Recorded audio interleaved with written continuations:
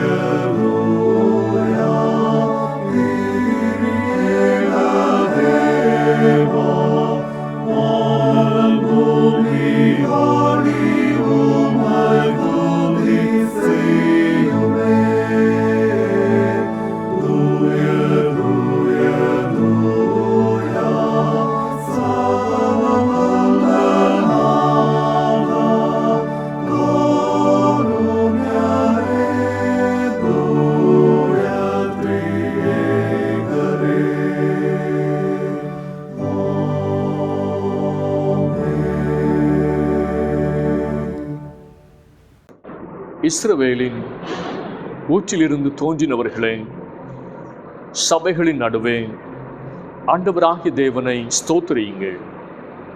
தம்முடைய பரிசுத்த வாசஸ்தலத்தில் இருக்கிற தேவன் திக்கற்ற பிள்ளைகளுக்கு தகப்பனும் விதவைகளுக்கு நியாயம் விசாரிக்கிறவருமாயிருக்கிறார்.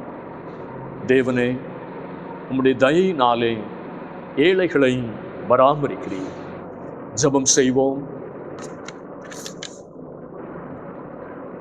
எளியோரின் கடவுளே, இந்த ஏழை கூப்பிட்டான், கர்த்தர் கேட்டு அவனை அவன் இடுக்கண்களுக்கெல்லாம் நீங்களாக்கி ரட்சித்தார் என்று எழுதியிருக்கிற வேத வசனத்தின்படி இந்த பரிசுத்த ஞாயிறு ஆராதனையிலும் உம்மை நோக்கி கூப்பிடுகிற ஒவ்வொருவரையும் ரட்சித்து தமது கிருபைகளால் அலங்கரியும். ஏற்ற தாழ்வின்றி சகோதரத்துவ அன்போடு இசைந்து ஆராதிக்கவும், தாழ்மையின் சிந்தையோடும் தேவ பக்தியோடும் பயத்தோடும் இந்த ஆராதனையில் பரிசுத்தமுள்ள தேவனை கிட்டிச் சேரவும் அருள் தாரும். தெய்வீக தொழுகையில் இணைந்து பங்கெடுக்கிற சிறியோரையும் பெரியோரையும் ஆசீர்வதியும். இரக்கத்தில் ஐஸ்வர்யமுள்ள தேவன் ஒவ்வொருவரையும் சம்பூர்ணமாய் நிறைத்தருளும். இயேசு கிறிஸ்துவின் நாமத்தில் ஜெபிக்கிறோம் நல்ல பிதாவே, ஆமென்.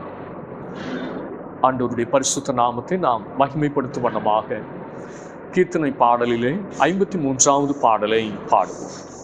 ஓய்வு நாள் அதனை ஆசரித்திடுவீர், உலகில் உள்ளோரே நீ. கீர்த்தனை பாடல் 53.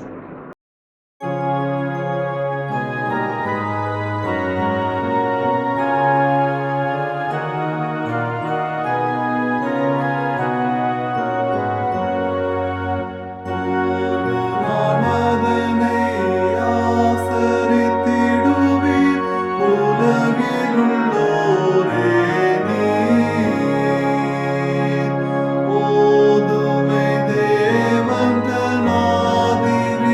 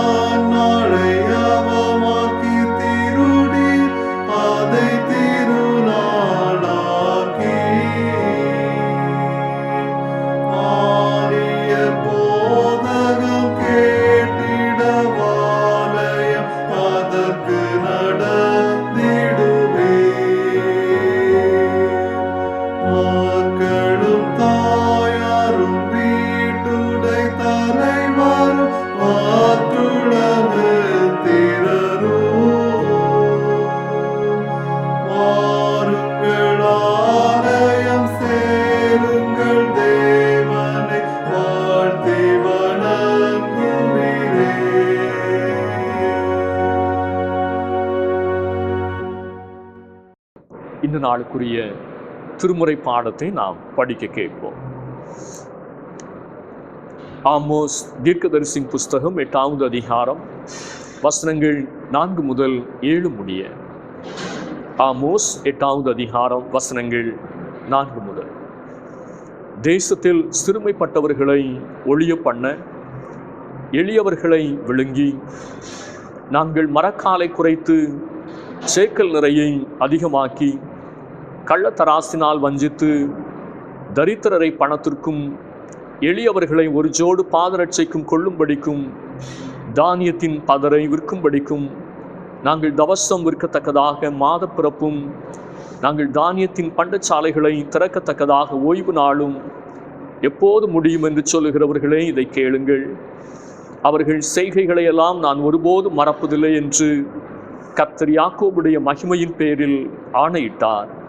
இந்த நாளுக்குரிய திருமுறை பகுதி வாசித்தாயிற்று.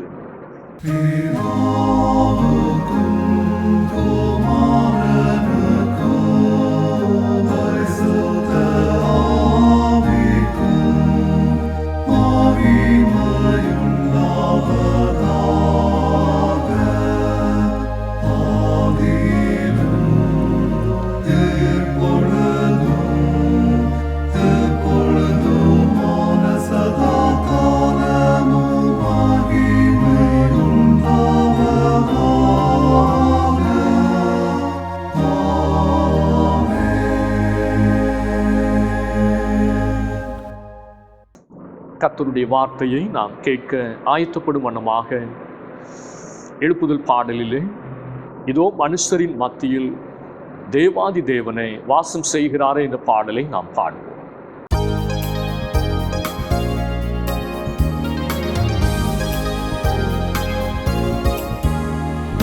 மனுஷரின் மத்தியில் தேவாதி தேவனை வாசம் செய்கிறாரே, மனுஷரின் மத்தியில் தேவாதி தேவனை வாசம் செய்கிறாரே.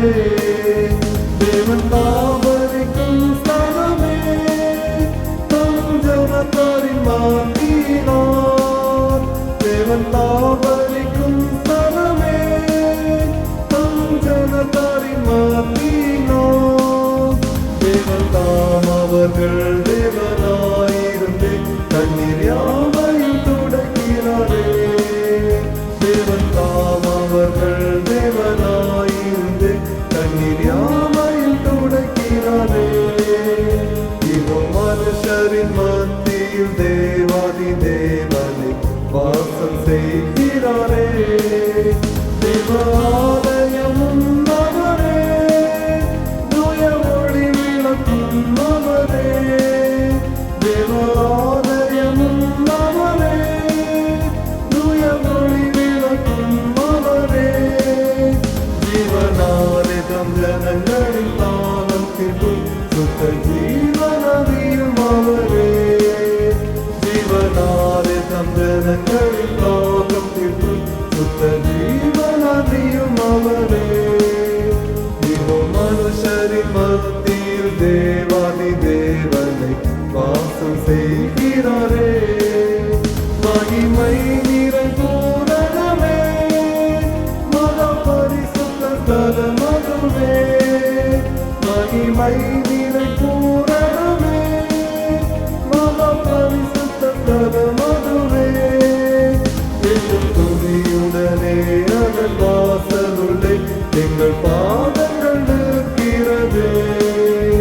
எங்கள் துதியுடனே அதன் வாசலுள்ளே எங்கள் பாதங்கள் நிற்கிறது. இதோ மனுஷரின் மத்தியில் தேவாதி தேவனை வாசம் செய்கிறாரே. சீயோனின் உல்லாசங்களை ஜீவதேவனை நேசிக்கிறார். சீயோனின் உல்லாசங்களை ஜீவதேவனை நேசிக்கிறார். சீர்விடுமை சுவிசேஷம் தன்னை உயர்த்திடுவோம் உன்னையே. சீர்விடுமை சுவிசேஷம் தன்னை உயர்த்தி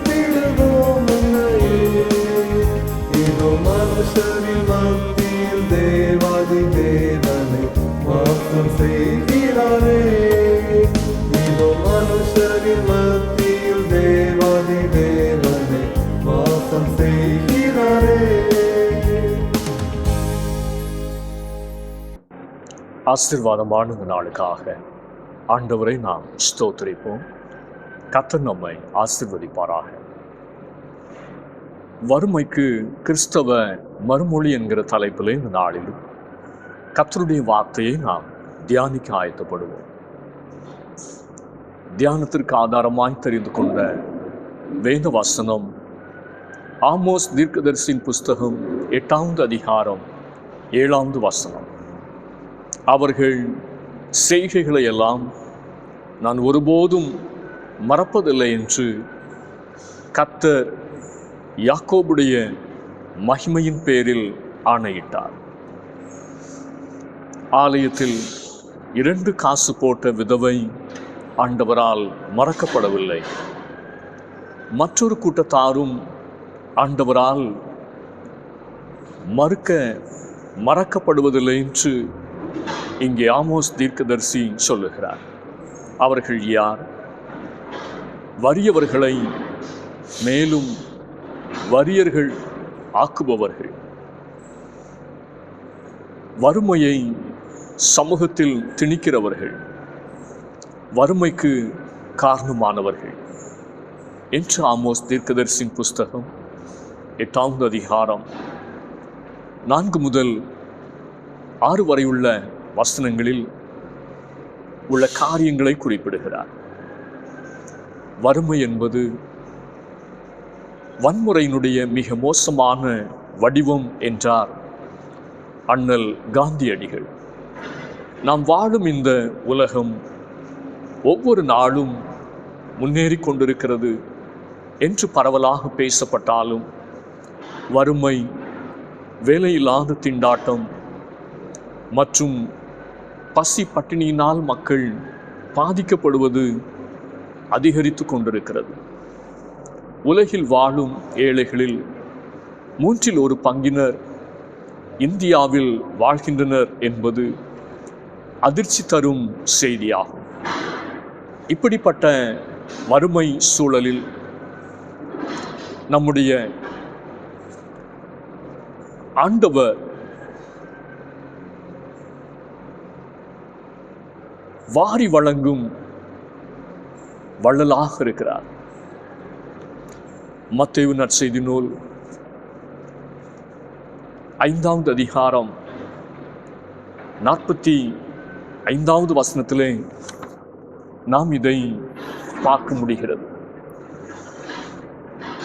அவருடைய ஜனங்களாக இருந்தும்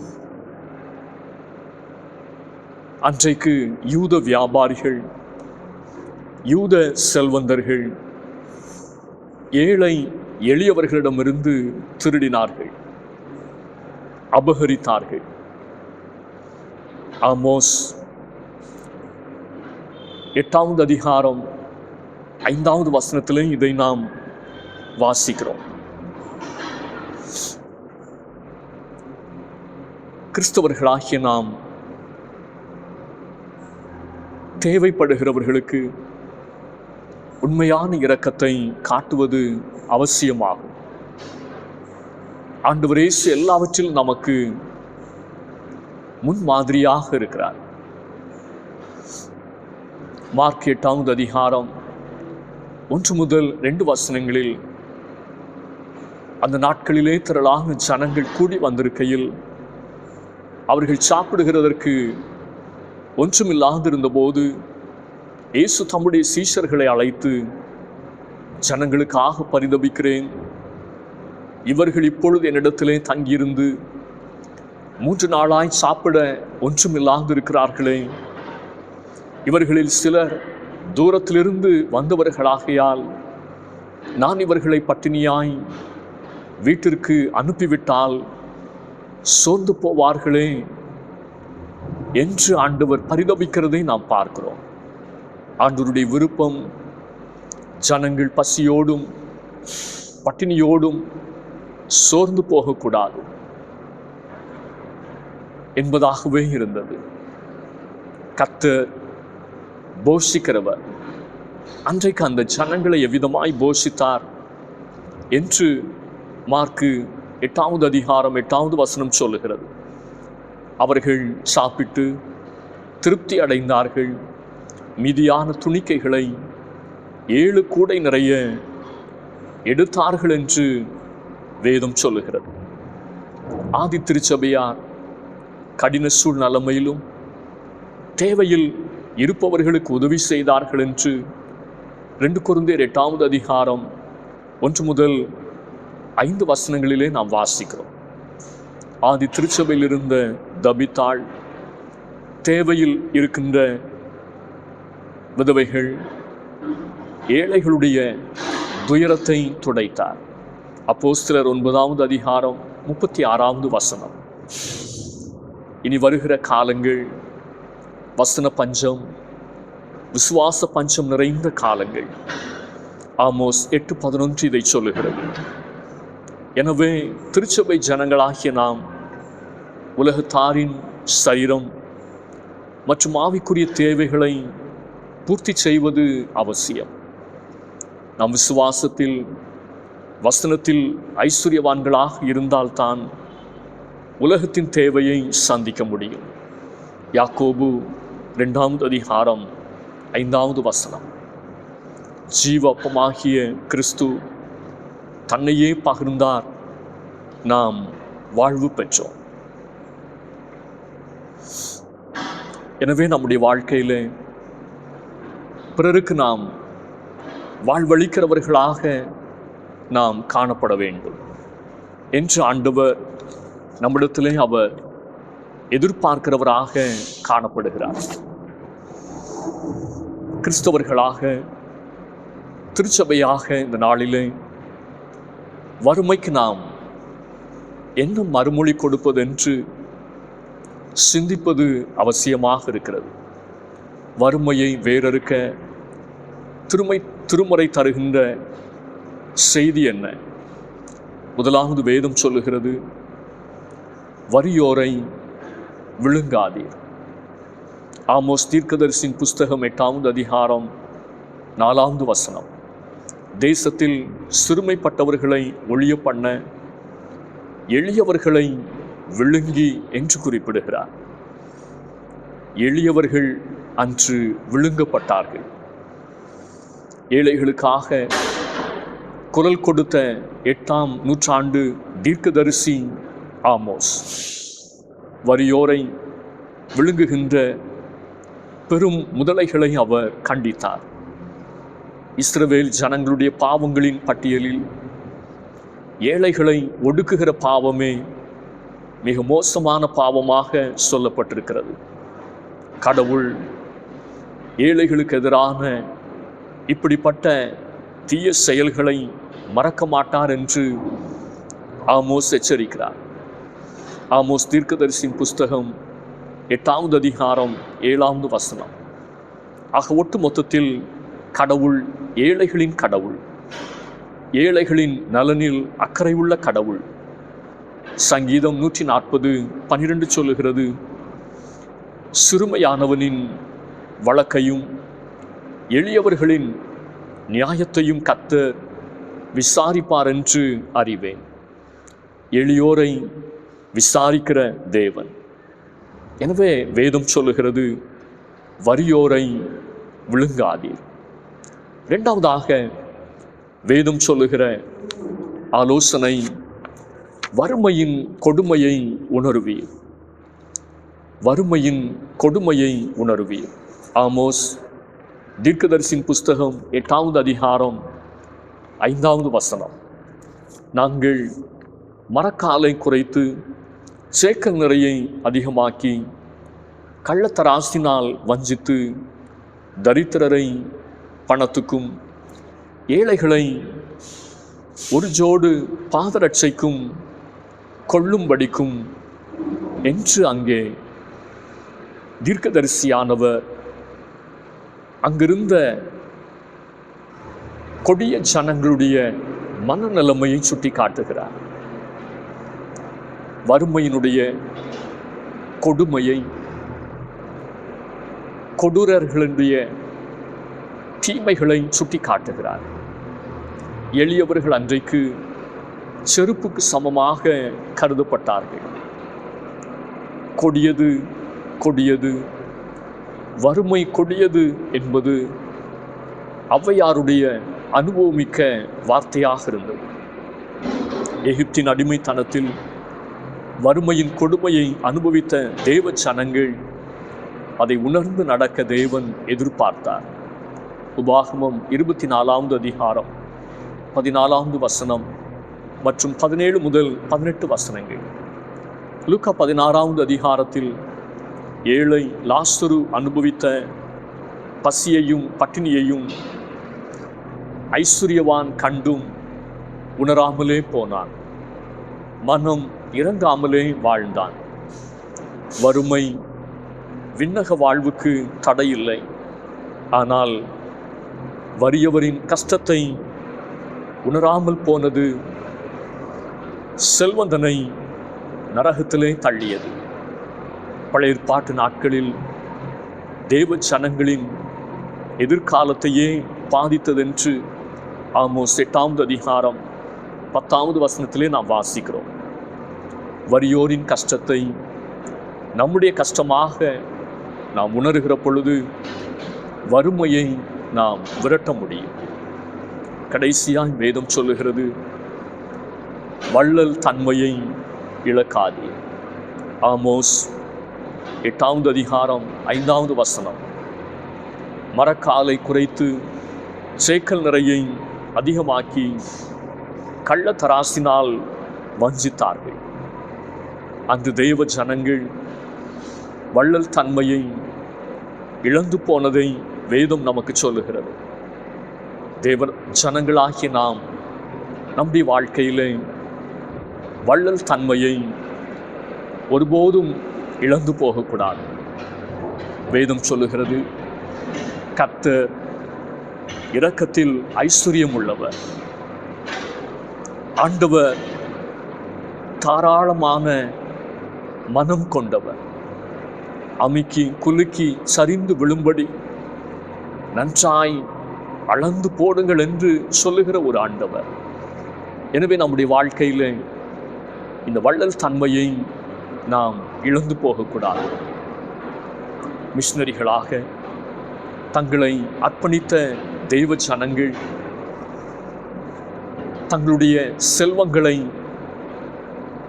கர்த்தருக்காக ஏழை எளிய ஜனங்களுக்காக கொடுத்தார்கள். அவர்கள் வறுமையை சந்தித்தார்கள். ஏனென்றால் வறியவர்கள் காப்பாற்றப்பட வேண்டும் என்பதற்காக.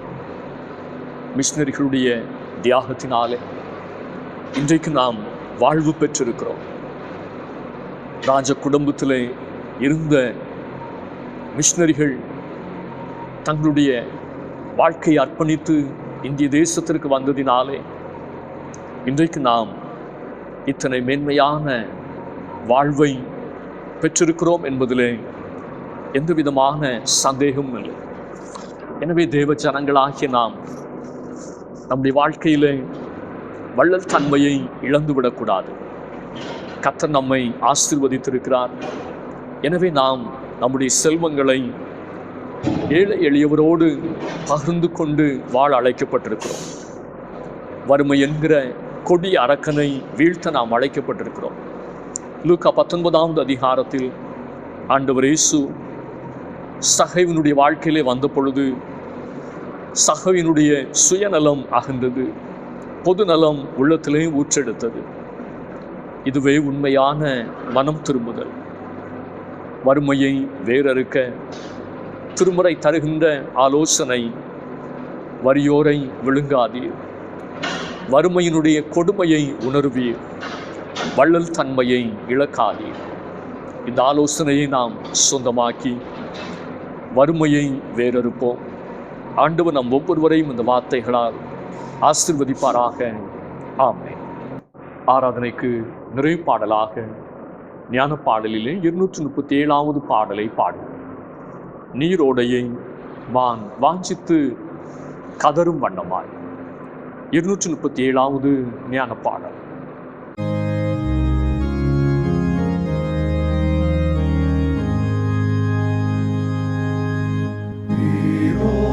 நீரோடையை மான் வாஞ்சித்து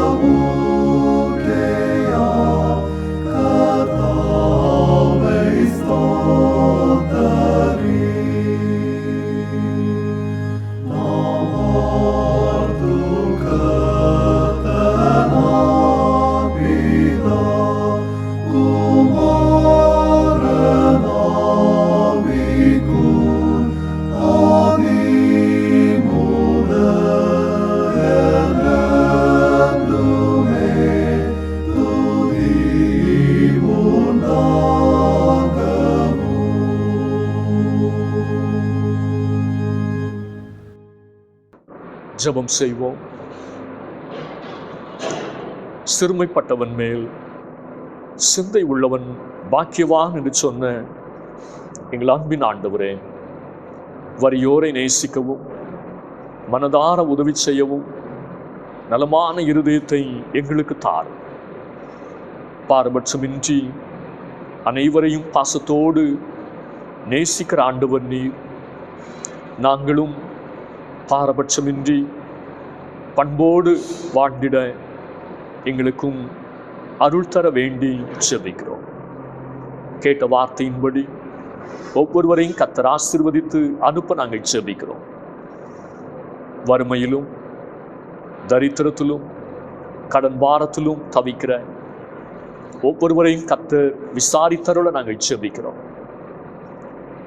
குடும்பங்களுடைய தேவைகள் சந்திக்கப்பட முடியாத நிலைமையிலே எவ்வளவோ உழைத்தும் படுகிற பிரயாசங்கள் பொத்தலான பையிலே போடப்பட்ட ஒன்றாக வீணாய் போய் விடுகிறது என்று சொல்லி அங்கலாய்க்கிற தம்முடைய பிள்ளைகளுக்கும் கர்த்தர் தம்முடைய இரக்கத்தை விளங்க பண்ண நாங்கள் ஜெபிக்கிறோம்.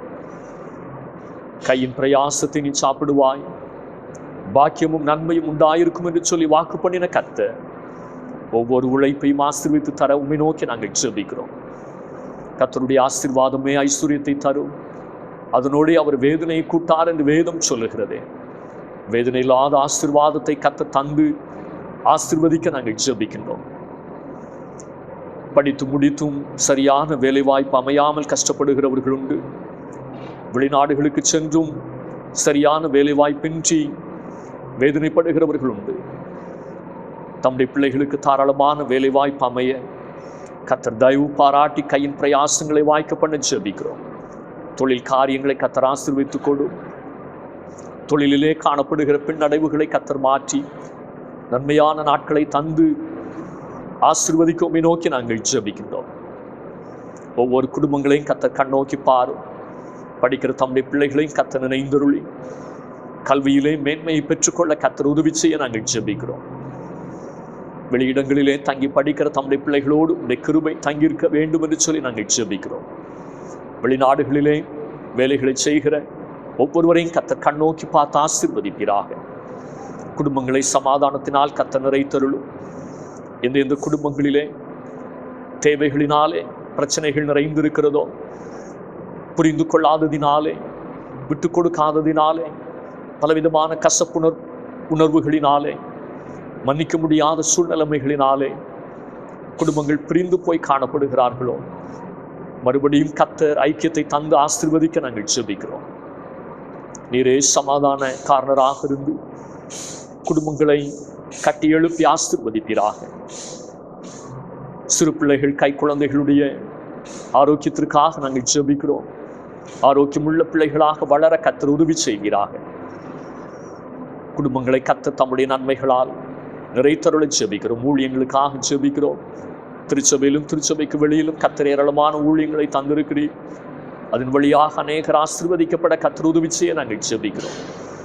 இன்னமும் ஊழியத்தினுடைய பாதைகளை கர்த்தர் விசாலமாக்கி திறந்த வாசலை தந்தருள வேண்டும் என்று சொல்லி உம்மை நோக்கி நாங்கள் ஜெபிக்கின்றோம்.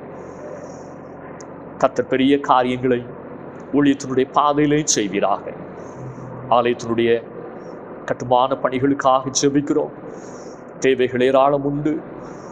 ஆண்டவர் தாமே தேவைகளை சந்தித்து பெரிய காரியங்களை செய்ய உம்மை நோக்கி நாங்கள் ஜெபிக்கின்றோம்.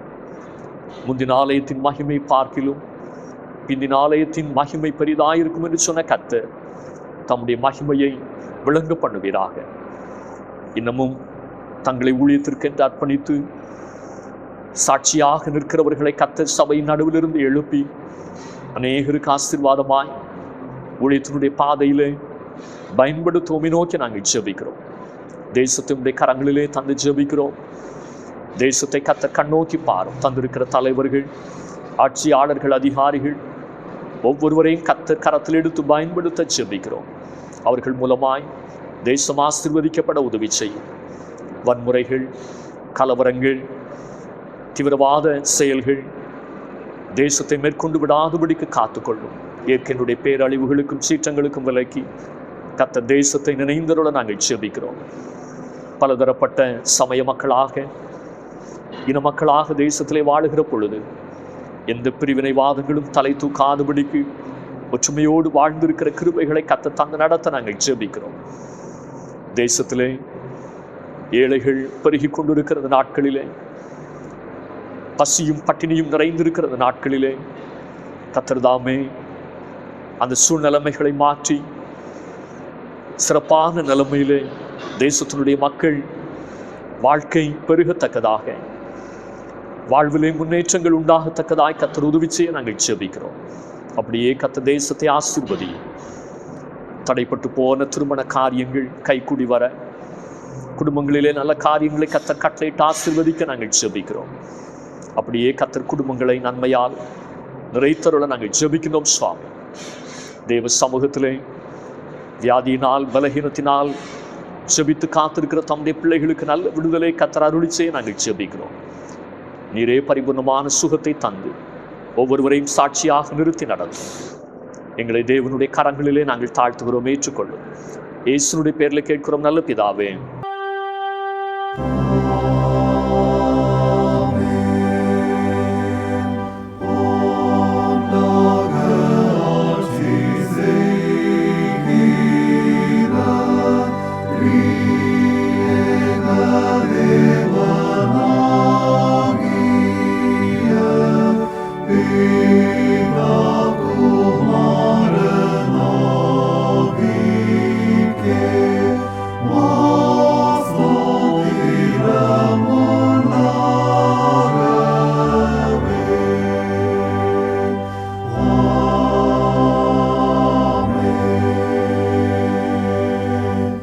ஆண்டவராகிய இயேசு கிறிஸ்துவின் கிருபையும் பிதாவாகிய தேவனுடைய அன்பும் பரிசுத்த ஆவியானுடைய ஐக்கியமும் சிநேகமும் நம் அனைவரோடும் இன்னும் சதா காலங்களிலும் நிறைவாய் தங்கியிருப்பதாக.